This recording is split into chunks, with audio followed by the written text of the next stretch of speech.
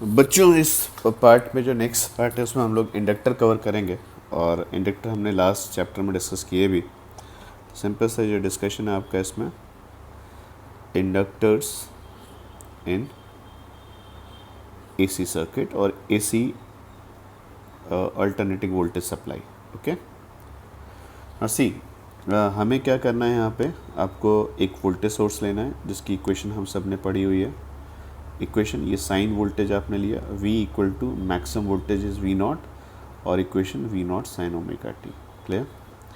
इसको बच्चे आप कनेक्ट कर देते हैं किससे, एक सोर्स से, सॉरी एक सोलेनॉइड से, सोलेनॉइड या इंडक्टर से आपने इसे कनेक्ट किया, और कनेक्ट करने के बाद आपने सर्किट को एक्टिव कर दिया। ये इंडक्टर है जिसका इंडक्टेंस L है। वोल्टेज अक्रॉस इंडक्टर अगर कोई पूछे तो कितना हो गया, VL हो गया। ओके, तो इसमें अगर देखा जाए तो बड़ा सिंपल सा है। ये जो सर्किट लिया, मान लेते हैं ये जो circuit V naught sine omega T ये ग्रोथ पे है ना, ये ग्रो कर रहा है। जब ये ग्रो करेगा तो सर्किट में करंट इस्टेब्लिश करने की कोशिश करेगा। करंट बच्चे जैसे इस्टेब्लिश करने की कोशिश करेगा, इंडक्टर आपको याद है लेंज लॉ से कैसा बिहेव करता था। लेंज लॉ के अकॉर्डिंग अगर चलें तो ये इंडक्टर उसको जो ग्रोथ आएगी करंट की उसको अपोज करने की कोशिश करेगा। क्लियर? तो यहाँ पे आपकी एक बैटरी इंड्यूस होगी। ये बैटरी कितने की होगी तो सबको पता है बच्चे, ये LdI/dt। नो डाउट हम वोल्टेज और करंट में कोई कोरिलेशन नहीं है हमारे पास। एक बात पक्की है कि अगर मैं थोड़ा सा इसको R जैसे सोचूं, यहाँ पे R होता नेग्लिजिबल R, तो ये कोशिश करेगा वो करंट को इस्टेब्लिश करने की, ऐसे समझ सकते हो। जब वो करंट को इस्टेब्लिश करने की कोशिश करेगा तो ये इंडक्टर उसे अपोज करेगा। तो अगर मैं देखूँ तो यहाँ पर सिंपल सा आएगा कि ये जो पॉइंट A लिया, ए से चल के बच्चे आप ए पे वापस आ जाइए, तो आपको क्लियर इक्वेशंस क्या बनेंगी। ए से आगे बढ़ेंगे तो पहले आपकी जो पहली बैटरी इंडक्टर वाली जो इंड्यूस बैटरी उसको क्रॉस करेंगे, लॉस होगा LdI/dt का। और आपने क्योंकि इसको माना कि ये प्लस है ये माइनस है, ये करंट को ऐसे देने की कोशिश कर रहा है, तो सर सिंपल सी बात है, यहाँ से आप इस पॉइंट से इस पॉइंट पे आएंगे तो वोल्टेज का गेन होगा। वोल्टेज का गेन कितने का हो जाएगा, V naught sine omega T, और आप फिर से वापस ए पे आ गए। Loop law clear? अगर मैं आपसे पूछूं तो LdI/dt की वैल्यू यहाँ पे आपके पास कितनी आ गई, तो आपने सिंपल सा बोला V naught sine omega T. Clear? जब V naught sine omega T लिखते हो तो आपको क्लियर है यहाँ पर कि जो डिस्कशन आया उसमें हमें वेरिएबल्स को सेपरेट करना है। तो DI लिखा बच्चे आपने एक साइड, दूसरी साइड क्या लिखा, V नॉट/L लिखा, और साइन ओमेगा टी dt आपके पास रिलेशन आया। क्लियर?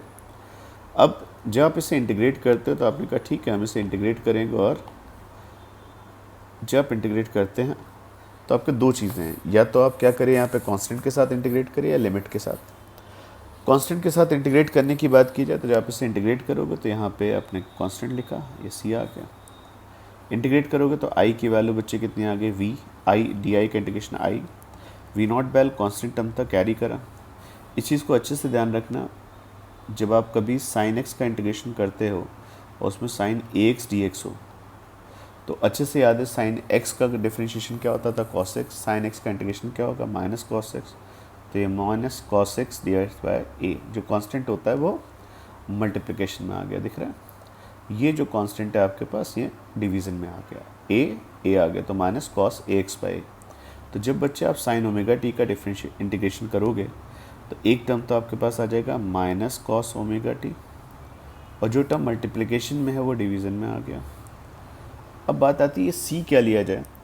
तो C को अगर मैं बात करूँ, ये आपकी इनिशियल कंडीशन पे डिपेंड करता है। ये जो कांस्टेंट आता है इसको अगर हम बाउंड्री कंडीशन पे प्रैक्टिकली देखें तो C की वैल्यू बच्चे हम 0 चूज़ कर सकते हैं यहाँ पर। ठीक, C की वैल्यू 0 ली जाती है, कांस्टेंट ऑफ इंटीग्रेशन है। यहाँ पे हम इसे या तो आप बोल लीजिए निगलेक्ट किया गया है, या फिर आप इसे मान सकते हैं 0।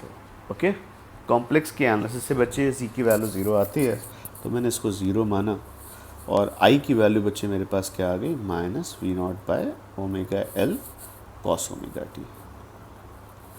आपने कहा कि sir minus V not by omega L, omega T को हम लोग क्या लिख सकते हैं, तो आपके पास रिलेशन क्लियर है। ओमेगा टी को आप क्या लिख सकते हो यहाँ पर, तो आपने बोला सर मैं ऐसे लिख सकता हूँ, कॉस साइन आ रहा था तो इसको sine pi minus theta equal to theta cos theta होता है। अब ध्यान से देखो, sine pi by 2 minus theta equal to cos theta. तो ये डिस्कशन आपने अप्लाई किया।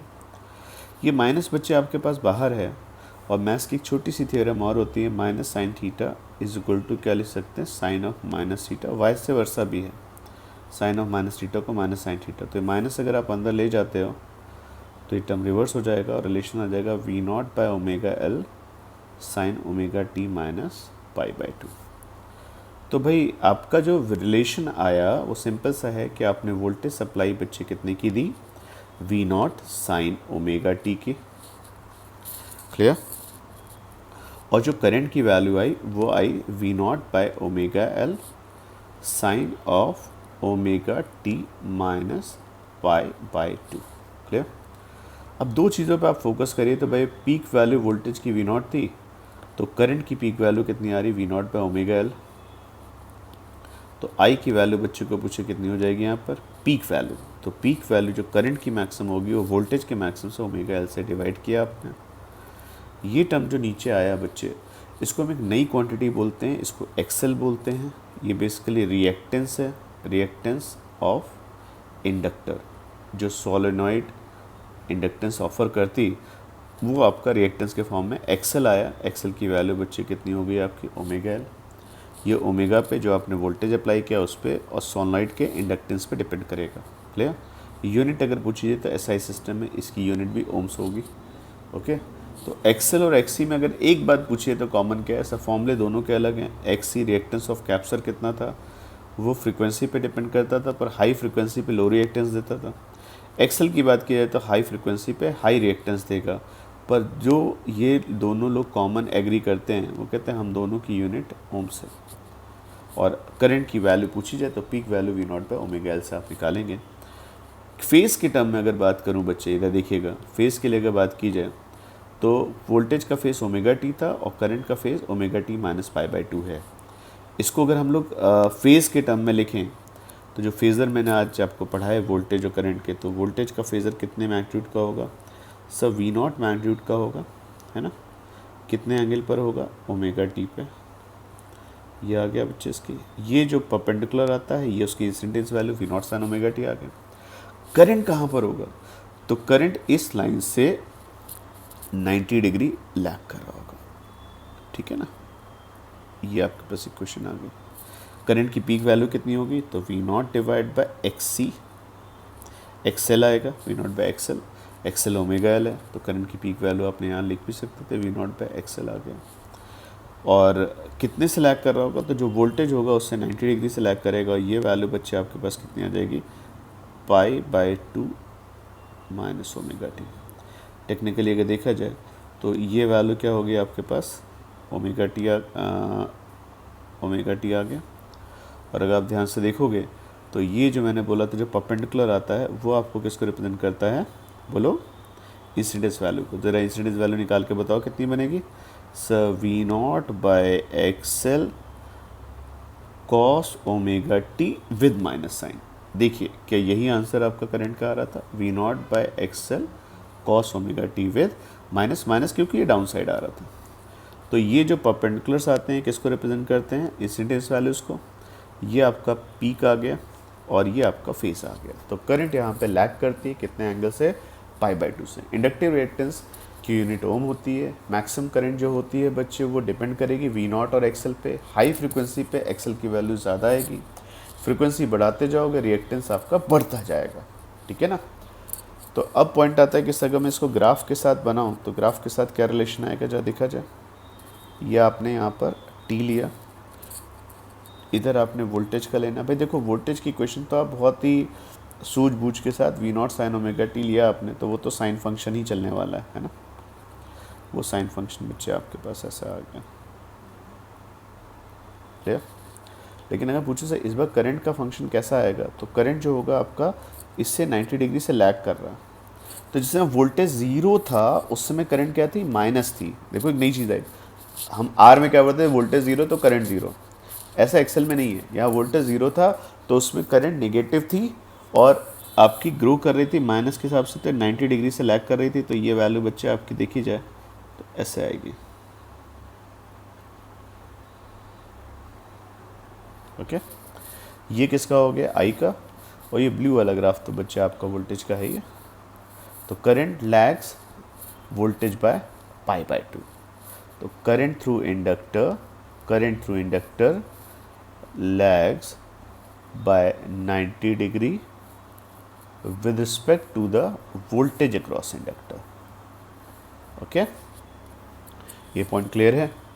तो अगर मैं इसमें फिर से एक छोटा सा क्वेश्चन करूँ यहाँ पर, भाई आपने यहाँ पे एक सोलेनॉइड ली, इस सोलेनॉइड के डाटा आपको दिया गया, एल कितना है, ये आपने वोल्टेज लगा दिया।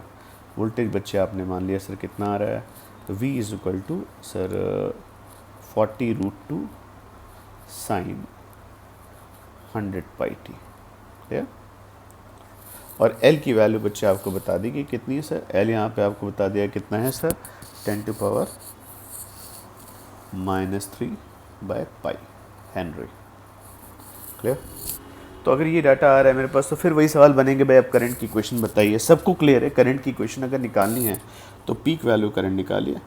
पीक वैल्यू को कैसे लिखते हैं, I0 equal to V0 bye XL। V0 आपका कितना है 40√2, XL कितना होगा ओमेगा L। एक्सेल आप चाहो तो साइड में सॉल्व करके देखो, तो ओमेगा एल लिखा, ओमेगा आपका 100 पाई है, एल की वैल्यू 10⁻³ पाई हेनरी लिखी, पाई पाई कैंसिल, ये 0.1 ओम आ गया। तो रिएक्टेंस ऑफ कैप्सर क्लियर है। आपने से 40√2 डिवाइड बाय 0.1 ओम लिखा और आंसर 400√2 आया। तो करंट की वैल्यू अगर 400√2 आ रही है तो ये करंट की I0 वैल्यू, और अगर मैं पूछूँ IRMS पूछा जाए तो I0 bye √2 that is 400 ampere. अगर आप इस जगह आप एक छोटा सा AC एमीटर लगाओगे तो इसकी निडिल जाके कितने पे सेट हो जाएगी सर, 400 एम्पियर की करंट आ रही होगी। ये इसकी RMS वैल्यू है। और अगर आपसे कोई पूछे करंट की इक्वेशन लिखिए, तो SHM वेव सब में दो ही चीज़ें, साइन के अंदर क्या है, साइन के बाहर क्या है। साइन के बाहर क्या है, वो उसका एम्पलीट्यूड है। साइन के अंदर क्या है, वो उसका फेज़ है। और आपको बता दिया गया से यहाँ पे 90 डिग्री से आपका करंट लैग करता है, तो यहाँ पे -π/2 लिख सकते हैं। क्लियर। तो ये क्वेश्चन बच्चे किसके आ गए आपके पास, ये क्वेश्चन आपके पास करंट के आ गए। इसका पीक भी क्लियर है आपको और फेज़ भी क्लियर है। ये आपको दिया गया था, उसके बेस पे आप आई निकाल सकते थे। तो आई कितना होगा पीक वैल्यू। तो एक चीज़ हमारे आज जो डिस्कशन हमने कवर किया, आर सर्किट है, एल सर्किट है, सब में पीक वैल्यू को निकालने की ट्रिक क्या है। अगर प्योर रेजिस्टिव सर्किट है तो V0/R, प्योर कैपेसिटिव सर्किट है तो V0/XC, प्योर इंडक्टिव सर्किट है तो V0/XL। यहाँ पे R आपको क्लियर है resistor, XC reactance of capacitor that is XC equal to 1/ωc। XL की वैल्यू क्या होगी, तो आंसर सिंपल सा ओमेगा एल। हम लोग जब एक्सपेरिमेंट्स करते हैं तो हम जब ओमेगा को बढ़ाते हैं तो एक बड़ी अच्छी सी चीज़ मिलती है। अगर ओमेगा बढ़ाओगे तो प्योर इंडक्टिव सर्किट में अमीटर की रीडिंग क्या होने लगेगी, कम होने लगेगी। ठीक, क्यों, क्योंकि ओमेगा बढ़ेगा, एक्सेल बढ़ेगा, आई बढ़ चेंज हो जाएगा। लेकिन अगर कैपेसिटिव सर्किट में तुमने ओमेगा बढ़ाया तो उसका आई बढ़ेगा। क्यों, क्योंकि उसका ओमेगा XC क्या होता जाएगा बच्चे, उसका ओमेगा बढ़ाने पे एक्सेल के लिए ओमेगा बढ़ाने पे एक्सेल बढ़ता है, आई कम होता है पीक वैल्यू। यहाँ ओमेगा बढ़ाने पे XC डिक्रीज़ करेगा और I0 जो पीक वैल्यू होगी इंक्रीज़ करेगी। ऑब्वियसली जो I0 का रिजल्ट आएगा बढ़ने और घटने का, वही आपका IRMS का आएगा, वैल्यू भले अलग हो। तो हमने जो डिस्कशन कवर किया उसमें हमने प्योर रेजिस्टिव सर्किट देख लिया, प्योर इंडक्टिव सर्किट का देख लिया, प्योर कैपेसिटिव सर्किट देखा। अब हमें जब हम नेक्स्ट पार्ट में जाते हैं तो हम इनके कॉम्बिनेशंस को यूज़ करते हैं। RL में क्या होगा, RC में क्या होगा, LCR में क्या होगा। पर उससे पहले हम वोल्टेज और करंट के फेजर्स को एक बार फिर से देखेंगे। ठीक है, तो इस पार्ट के लिए अभी इतना ही।